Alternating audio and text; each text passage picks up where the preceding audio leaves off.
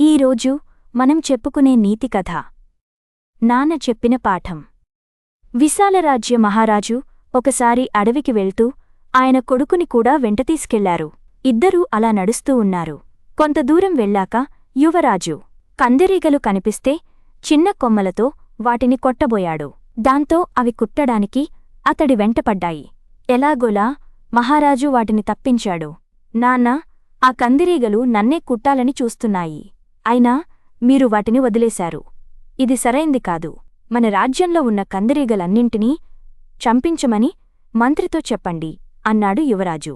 దానికి నవ్వుతూ అలాగేనంటూ బదులిచ్చాడు మహారాజు. అలా నడుస్తూ నడుస్తూ యువరాజు ఈసారి చీమల పుట్టను తొక్కేశాడు. దాంతో అవి కుట్టాయి. నొప్పితో బాధపడుతున్న యువరాజుని ఓదార్చి, ఈసారి రాజ్యంలోని చీమలను కూడా చంపించేద్దామా అన్నాడు మహారాజు. అవును నాన్నా అని కాస్త అయోమయంగా అన్నాడు యువరాజు. అప్పుడు అతన్ని దగ్గరికి తీసుకుని, ఇక్కడ అన్ని ప్రాణులకు జీవించే హక్కు ఉంది. ఎంత చిన్న జీవి అయినా సరే, నువ్వు యువరాజువైనా ఇంకెవరైనా దానికి హాని తలపెడతావనుకుంటే రక్షించుకోవడానికి ప్రయత్నిస్తాయి. ఇందాక కందిరీగలు చీమల విషయంలో జరిగింది అదే.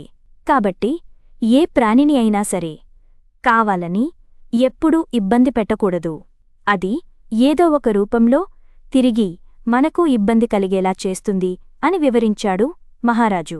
తండ్రి మాటలు విని అలాగేనంటూ బదులిచ్చాడు యువరాజు.